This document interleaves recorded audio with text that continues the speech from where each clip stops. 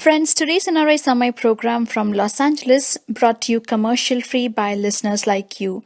Your generous donations make possible for us to stay commercial free, and today's show is pre-recorded. If you have a question for the guest, please send an email to nrisamay@gmail.com. We will follow up with the guest and find the answer for you. Thank you for your support. Hello, friends. Very good morning to all the listeners in the U.S. and a warm welcome to everyone else outside U.S.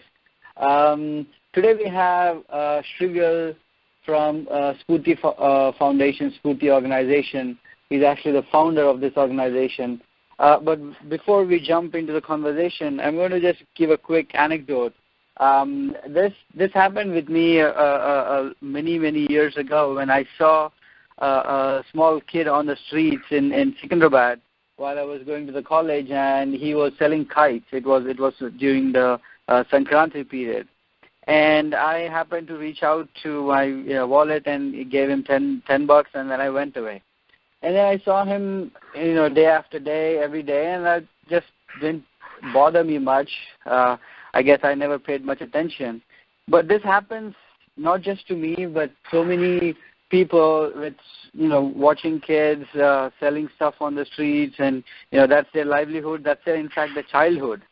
But we have Srivyal with us who actually did something quite remarkable. He just didn't give money. He wanted to actually give them their childhood back.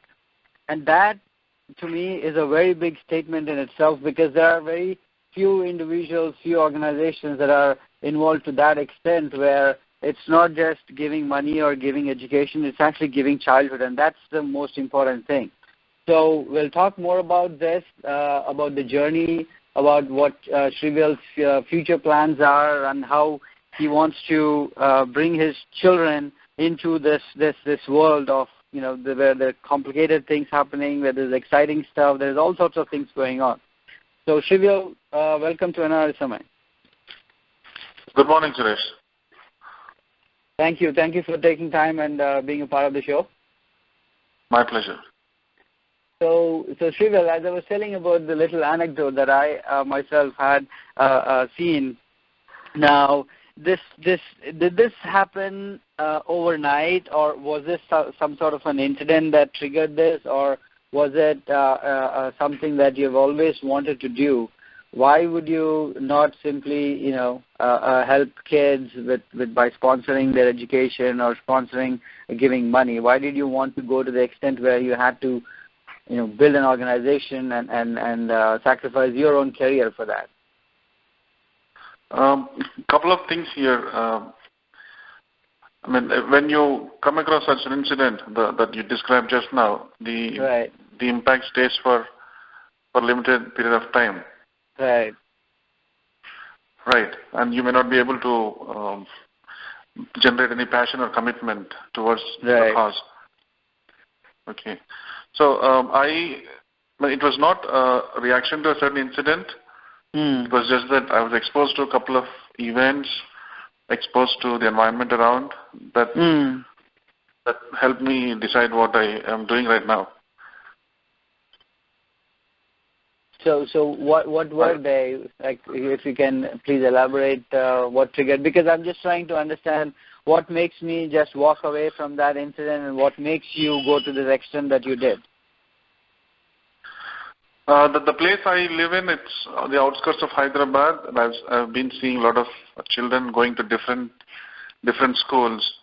We have government schools on one extreme, we have elite international schools on another extreme.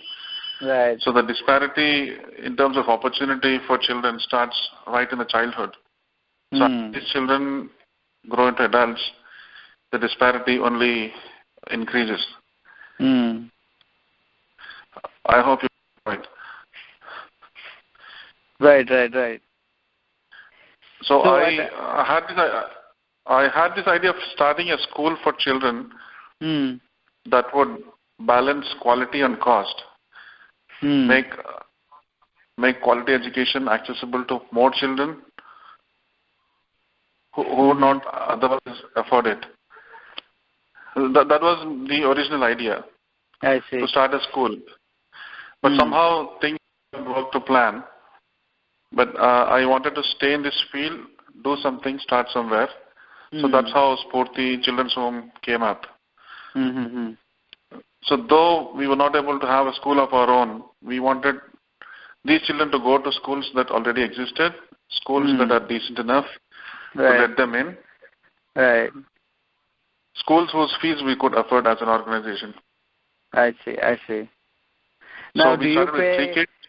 Do you pay regular fees when you send these kids to the schools, or is it some discounted?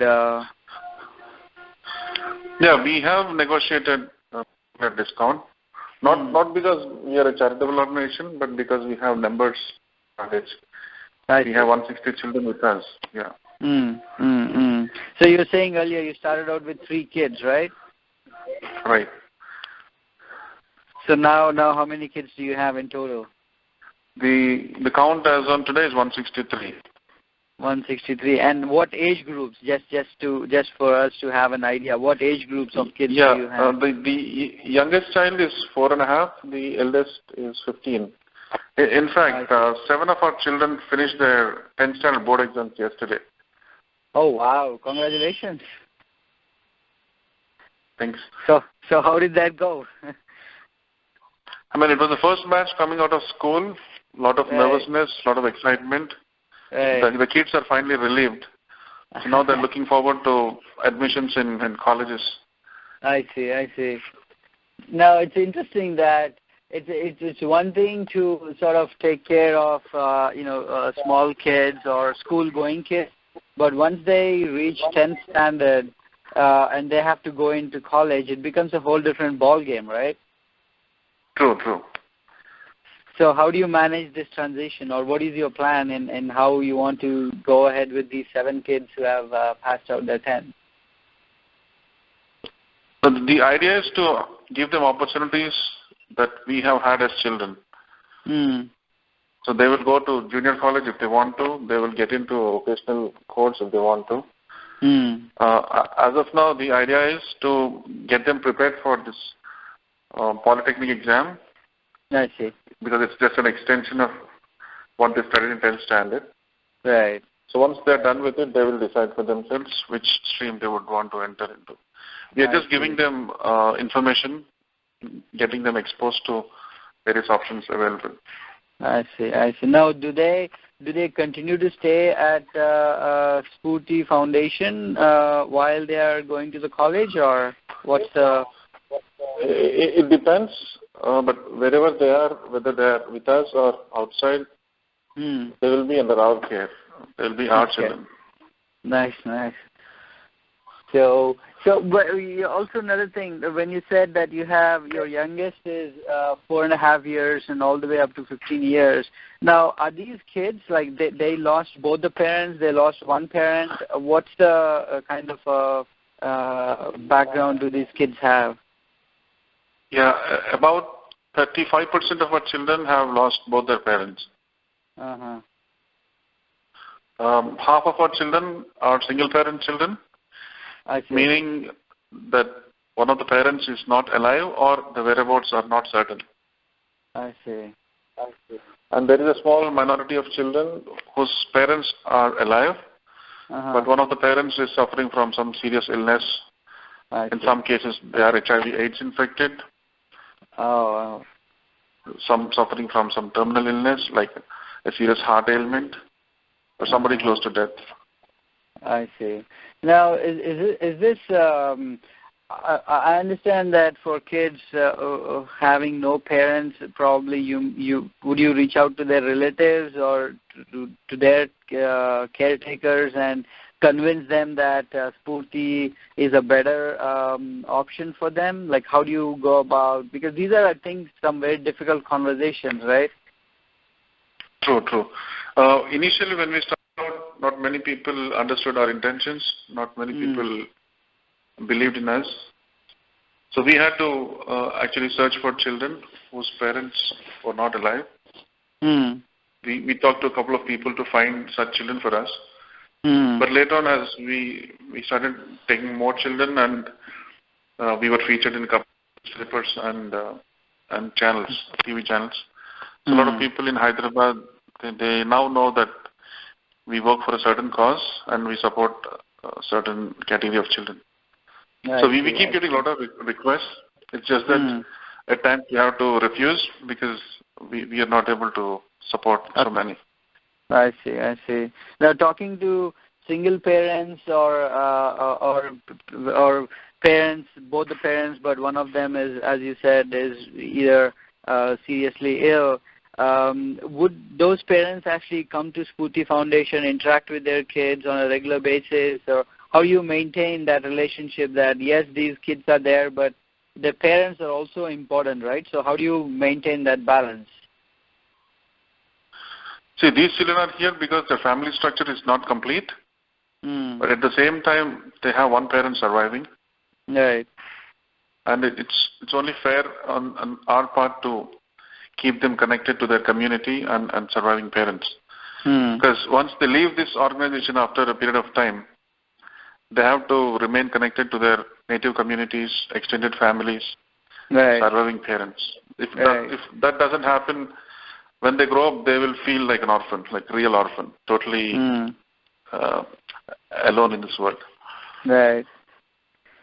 So how do you manage to? Do you have like social interactions with them, or like informal gatherings with their parents on a regular basis? Like, how do you? We encourage the parents to visit our premises once in 2 months. I see. And for breaks during Dashara and summer holidays, we send the kids to their villages. They stay there for some time. I see. They spend some time with their cousins, uncles and aunts, grandparents, and they come back. So this connection stays even though children are away from their families, because they will have to go back to their families once they leave this place. I see. Now, how far are these villages, Srivyal? Are they, because the Spoorthi Foundation is in the outskirts of Hyderabad, right? Yeah, we have children from about 8 districts of Andhra Pradesh. About 20-25% are from in and around Hyderabad. I see. There are children from faraway places like Nellore, West Godavari, Srikakulam, some along the Karnataka AP border. Oh, I see. So, and those kids came here by referrals? Like, how did you manage to get kids from those areas? They happen to know someone who we happen to know. Some common people in between. I see. So it was mostly the personal connections that sort of brought you guys together. Right. We generally do not entertain direct inquiries from parents or relatives. I see. We look for a strong reference in between. I see. So whatever background checks or whatever due diligence need to be done, you rely on these known sources so that you don't have to do all the groundwork. Yeah, we take the help of friends, acquaintances, then media. We have a couple of friends in media. Then we have a couple of friends in various non-profit organizations that work across the state in various fields. So these people help us in identifying cases, and we ask them to do proper background check. And once they're satisfied, then they bring the children to us. I see. Friends, Nrisamay is a non-profit independent alternate media from Los Angeles, USA, which brings positive stories from grassroots activists from all corners of India and across the world. Nrisamay does not rely on corporate funding, and our shows are commercial free. We only rely on your donations. Corporate funded media is driven by the TRP rating, and profits are blurring the distinction between news and entertainment. Why do our news channels talk so much about cricket, movies, accidents, popular figures' personal lives, babies of heroines, gossips, etc., while they should be covering the struggles of people, inequality in our society, rural issues, and border security issues? Why did our media raise some corruption crusaders to the sky on one day and shut them off completely when graft charges were raised on those corporate sponsors? Media relies so much on the corporate funding and government blessings that they cannot report independently. Nrisamay is different. We don't accept funds from any corporations and hence our shows are commercial free. We completely rely on donations from you. Please consider donating to NRI Samay and please go to nrisamay.com and donate generously. This is the only way together that we can continue NRI Samay.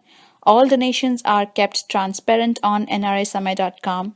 And if you have any questions, please write to nrisamay@gmail.com. I see. So having 163 kids in under one roof, I'm sure with just 2 kids of mine, I'm not able to maintain sanity at times. I don't know how you and your team are managing to do this with 163 kids.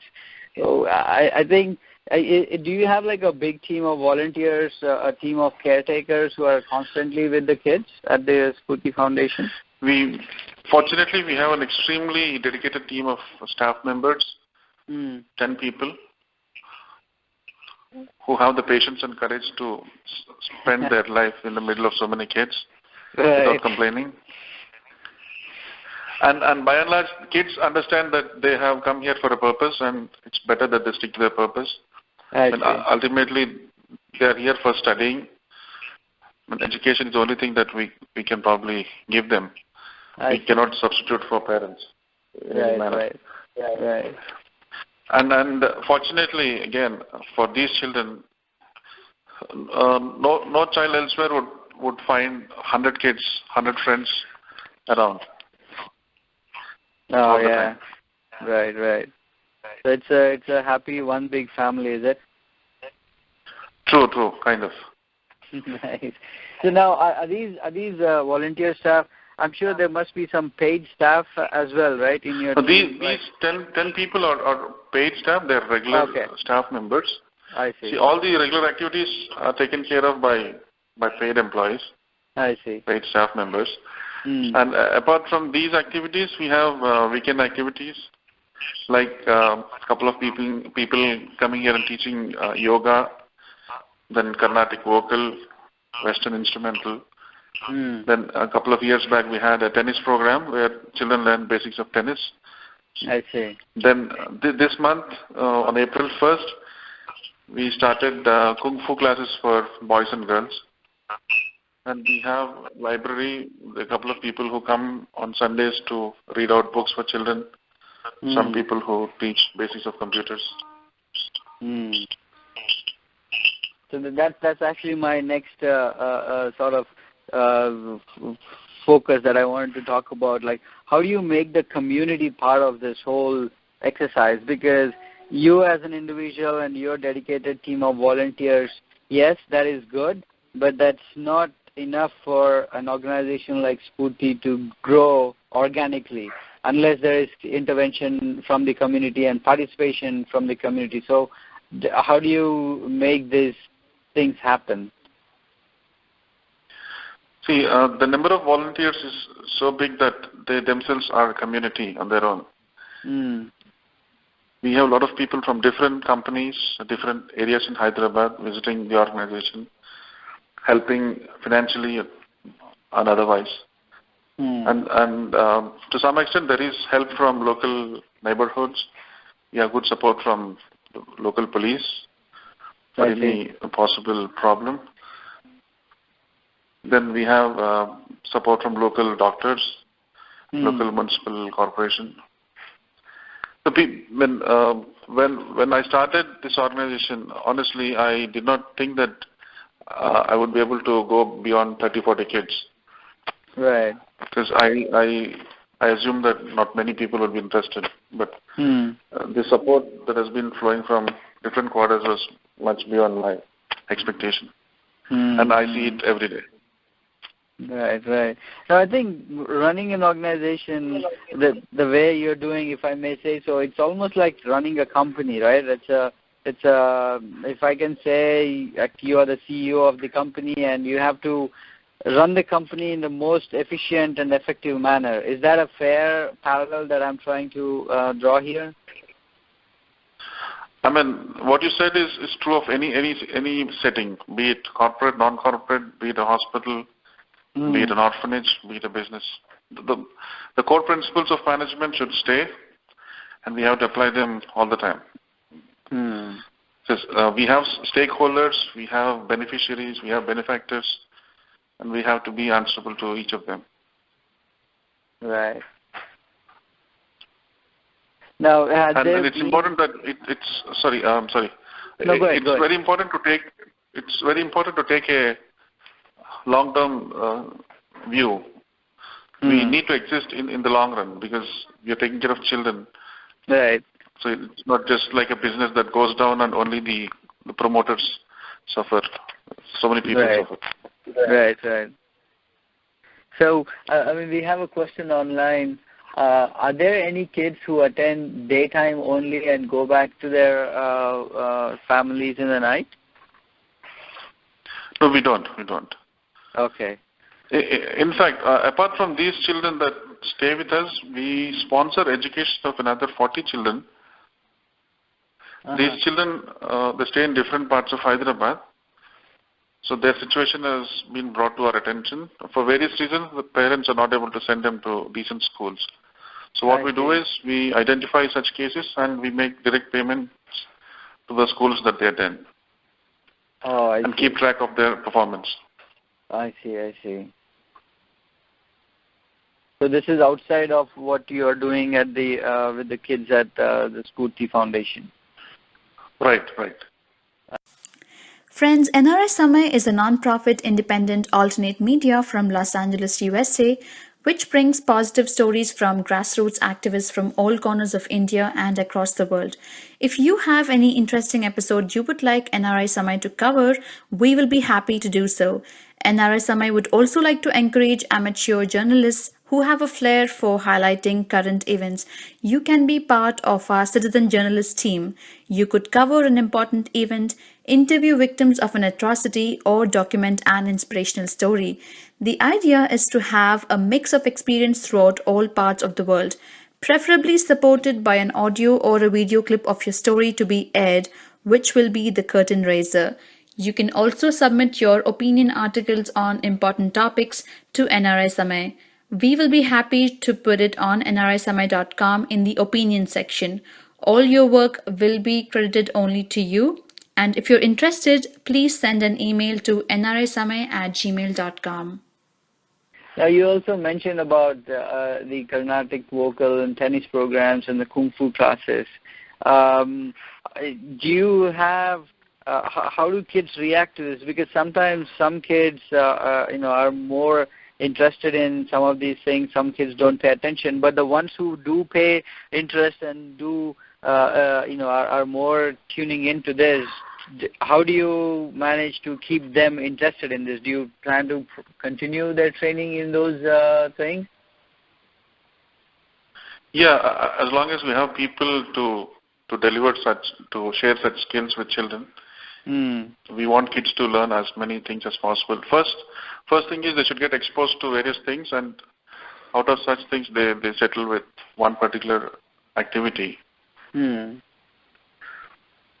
Eventually we want them to pursue careers out of their passion, not just go with the herd. Right. So you're saying give them all the opportunities that possibly can, and let the kids decide what they want to do for their future. Right. I see.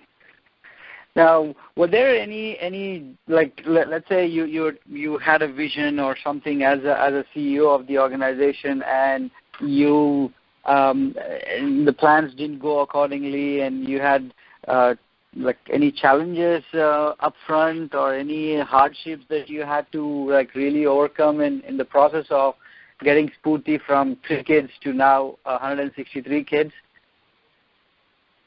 We had a lot of issues in the beginning when we were financially very unstable. People were not willing to cooperate. We did not know how to handle certain cases, especially while dealing with children. Because this was training on. I had no prior experience running such an organization. So everything was learning by doing. The main problem we faced was that of finances in the first couple of years and lack of awareness and exposure. By and large, now things have settled down, and we want to shift gears. We want to have our own campus, our own school. And the school thing has been my dream for the last couple of years, so eventually I want it to be fulfilled. I'm looking at setting up a residential school with a couple of people who are willing to support us in this process. So this residential school will be for primary school, or it will be like full-fledged, like 1 to 10 grade? We will start it as a primary school, and it will be a full-blown school in a couple of years. I see. And this is an extension of will be at Scy Foundation, or it's a different brand new location altogether? A couple of years back, the government of AP gave us a 3-acre plot in a different part of Hyderabad. So the mandate is to have residential blocks for children and an in-house school with facilities like playground, library, computer lab. So this 3-acre plot will be a self-contained campus where all facilities are available for children, academic, non-academic. I see. So we see it happening in the next 3 years, and eventually we'll shift our place into that particular campus. Now the government gave you 3 acres of land, you said, right? Is that part of any government policies towards any non-profit organizations, or like how did you manage to secure this land? The government keeps allotting plots to non-profit organizations every now and then. It's not an out-of-turn allotment. Then we follow due process. We had a couple of bureaucrats visiting our organization, and when we requested for help, they promised and finally delivered. I see. So are there more programs that you can avail from the government that will help you in terms of establishing the school and extending the foundation itself? The government has schemes for supporting operational costs of orphanages. They have schemes for various categories of children. Oh, they do? It's just that there's not much awareness for organizations like us. I see. So what are some of their policies? Like under what circumstances can you avail those policies or the operational costs? The Social Welfare Department has programs for children belonging to scheduled castes and tribes and backward classes. And so if we have children falling into those categories with us, then we can approach government for covering their living expenses. I see. But there's a lot of paperwork, and you need to have some person who does it like 24/7, who's on the job 24/7. Right. So you haven't availed anything yet for running your operational costs, for covering your operational costs?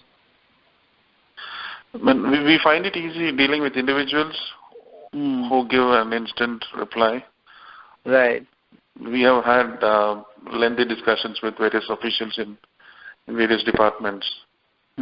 So they take their own sweet time, and by the time they respond, our requirements change, the environment changes. Right. So no matter which field it is, the way the people behave be the bureaucrats or the government, it's all the same. I don't want to make any politically incorrect statement here. I understand. I have the luxury, so I can make that comment. That's all right. So Srivyal, when you get these, I know in the past you are trying to work with the children of sex workers and trying to sort of provide them or rehabilitate them and so on and so forth. But you ran into a lot of problems in pursuing this, right? Right. We tried to be a little more ambitious than we could handle, and the experiment did not succeed completely. But we learned our own lessons. So what we are doing right now is we are working with a network of organizations in Hyderabad. So we are choosing children from different hamlets from these communities and placing them in different schools across Hyderabad. So currently we have about 30 children who are studying in different standards. Some of them are in college. So as long as they don't communicate to each other more often, there's lesser chance of disruption. I see. And because these communities are all homogeneous, if there is a trouble in one corner, it spreads like wildfire. Now, do you have to deal with any stigma when it comes to children who don't have parents, like when they go to the school? Do you have to go through that also as a caretaker of these kids? We have chosen schools based on their understanding of our situation. I see. How well they appreciate our efforts. I see. Nice. And in most cases, we have not found any discrimination or discrepancy in the manner that our children are treated. Right. There were isolated individual cases, but we solved them successfully. I see. Yeah, I think the whole integration with the community is really important and key, I think, and you probably have done enough homework to make sure that these kind of situations don't happen. True. Right. Now, we work as an organization with the school, so we are as good as a stakeholder in their activities and whatever they're doing. I see. So they understand that we have an important role to play. All right. So now, Srivyal, just for the benefit of our listeners, would you mind sharing your website address and the location of the foundation, or also if listeners want to contribute, in what way they can come forward and contribute? Can you please share this information for the benefit of our listeners? Yeah, our website is Spoorthi.org, SPHOORTI.org. We have a very active Facebook profile page too. It's facebook.com/Spoorthi.org. We are located in a place called Cherlapalli on the outskirts of Hyderabad. And all the details, location details, the route, the address, they're all mentioned in the website. In terms of involvement and participation, people, mostly people from the US, they're involved in terms of supporting children. A lot of people call up children who are assigned to them. And we feel so good when we get calls from the US. A lot of people come down whenever they're in Hyderabad. They come down to Spoorthi, spend their time with children. And of late, most of our children have been having chocolates only from the US. Right. And a lot of people in and around Hyderabad, they make frequent visits over weekends, take part in activities like arranging excursions, trips in and around Hyderabad. Events like painting competition, magic show, mimicry, something that kids like. And we have a lot of birthday parties, at least a couple of them every month. Nice. So there you go, listeners. You have a whole suite of activities where you could contribute and visit their website and Facebook profile and learn more about the organization, their vision, and the kids. And as Srivyal was mentioning, 7 of their kids just finished their 10th class board exam, which is, I think, a great achievement because to have these the kids go through what they have and yet have a sort of a normal childhood and without any disruptions they were able to come this far. So that in itself is a big achievement. One thing I forgot to ask you, Srivyal, when you mentioned about these kids who passed their 10th class, were these kids there with you? At what age did they come to your organization? All of them came in 2006 when they were about 9 or 10. I'm sorry, 8 or 7 or 8. And, out of these 7 children, 4 kids never went to school. So when they joined Spoorthi, we put them in first, second standards, and every other year they jumped to higher grades, and by the time they reached 15, 16, they were able to complete their school. Wow. That's really an incredible story, Srivyal. That's definitely, I think, so this is something that you and your team have worked in this foundation, or did the school actually help in bringing them up to speed? And as I said, we work like two organizations when we work with the school. So they understand our situation and they're quite accommodative. So you had trained like special programs for these kids, because I'm sure you must have spent many hours for these kids when compared to the rest of them, right? Because bringing them up to speed and for children who are in 6th standard and above, we have hired 3 tutors who help children with their home assignments, with revisions after they come back from school. So on normal weekdays, it's quite a rigorous day for them. There are maybe 1.5 hours for them to unwind themselves or play in the open. They study for 6 days, and Sunday is the time that they freak out. There are a lot of activities. I see. No, but that's really a great transformation, that kids who haven't been to school, when they came to you and they still managed to finish their 10th class at the normal age. And I think that you literally, saved, 5 or 6 years of their life right there, right? True.